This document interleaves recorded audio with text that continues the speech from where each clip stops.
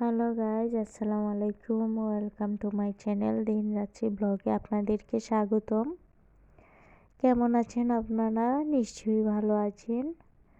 আমিও কিন্তু আল্লাহর রহমতে আর আপনাদের দোয়ায় খুব ভালো আছি। যদিও বা এখন অনেক বেশি ব্যস্ততায় কাটছে, তারপরেও বলবো আলহামদুলিল্লাহ। যেহেতু এখন আমার শাশুড়ি খুব অসুস্থ, তাই জন্য আমি নিজেই এখন এগুলো দায়িত্ব পালন করছি। তো ছোট একটা দেবর আছে, মানে ওকে নিয়ে এগুলো করছি। হাঁস মুরগিগুলোকে খাবার দিচ্ছে ও, আর কবুতরগুলো এদিকে ছেড়ে দিল, গম দিয়ে দিল ওই ছোট চালটায়। আর কি সুন্দর করে কবুতরগুলো একে একে এসে গমগুলো খেয়ে নেবে। তো আসলে কয়েকটা দিন ধরে আমার শাশুড়ি খুব অসুস্থ। আল্লাহর রহমতে আজকে মোটামুটি খুবই ভালো দিকে যাচ্ছে, মানে একটু ইমপ্রুভ হচ্ছে। ওষুধ খাচ্ছেন, ডাক্তার দেখিয়েছি, ওষুধ খাচ্ছেন, এখন আলহামদুলিল্লাহ আগের থেকে ভালো। তো তারপরও এখন কয়েকদিন ওনাকে রেস্টে রাখা লাগবে, কারণ ওনার প্রেশার একদম লো হয়ে গিয়েছিল। তার সাথে একটু ভাইরাস আক্রমণ করেছে আর কি।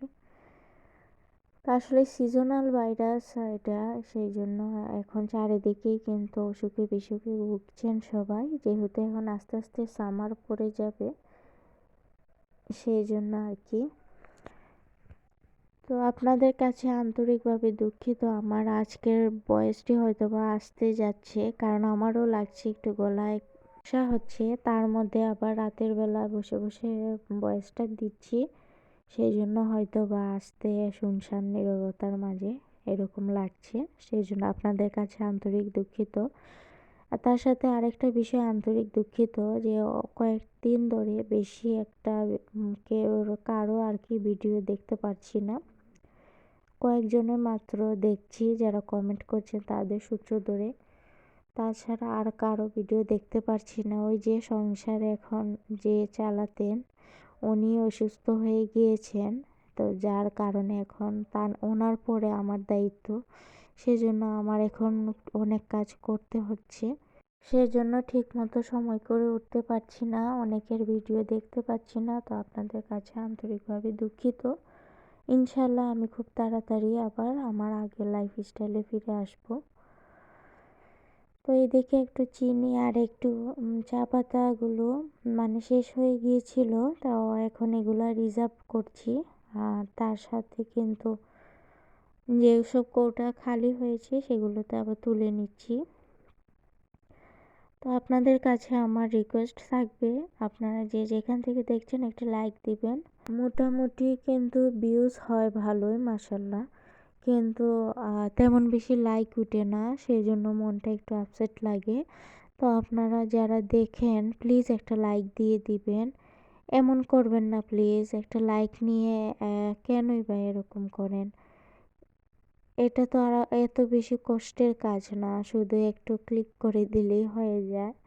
আসলে অনেকে বুঝতে চান না যে আপনাদের লাইকের কারণে কিন্তু আমিও আরও 10 জনের কাছে আমার ভিডিওটা পৌঁছায় না। সেই জন্য প্রতিদিনই এক কথা বলি, আসলে বলেও লাভ নেই। যে দেবার সে এমনিতেই দেবে, আর যে দেবার নয় সে তাকে যতই বলুন সে দেবে না।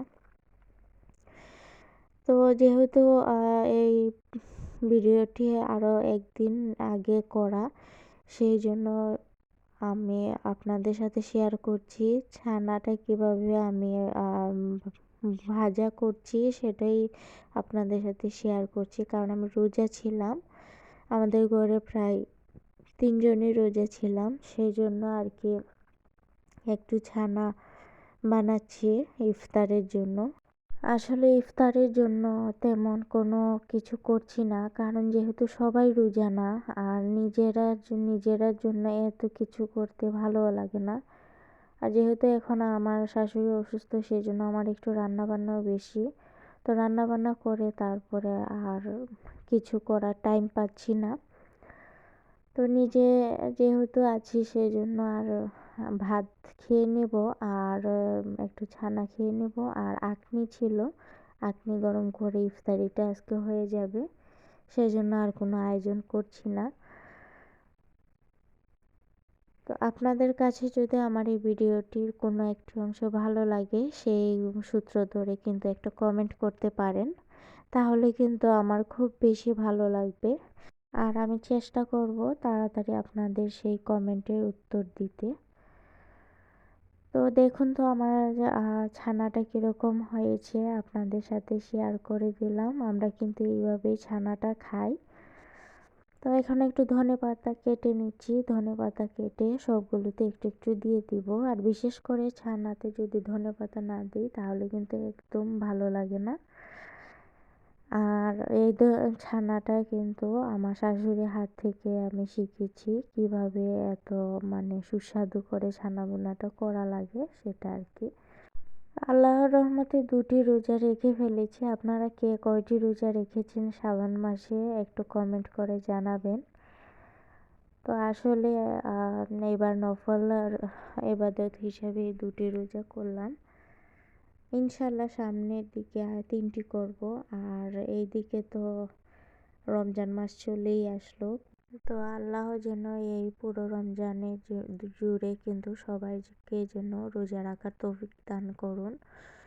আর অবশ্যই কিন্তু আল্লাহ তাআলা সবার এই হাতগুলো যারা যারা আল্লাহর পথে অগ্রসর হয় আল্লাহর জন্য হাতগুলো তুলবেন, সবার হাতগুলো যেন আল্লাহ কবুল করুন, এটাই কিন্তু আল্লাহর কাছে চাওয়া থাকবে। তো এই দিকটাতে একটু মাংস ভিজিয়ে নিয়েছিলাম, তো মাংস দিয়ে একটু লাউয়ের তরকারি রান্না করব।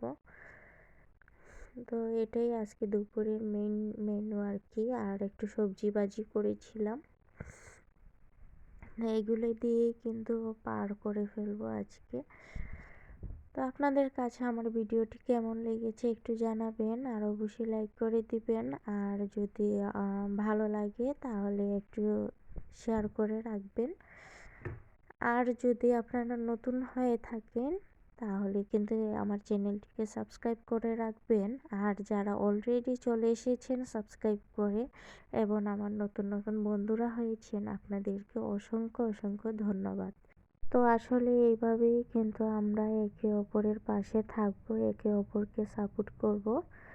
আর বেশি বেশি করে প্লিজ আমার ভিডিওগুলো দেখবেন আর লাইক করে দিবেন, কারণ আমি কিন্তু খুবই ছোট এখনও আপনাদের কাছে।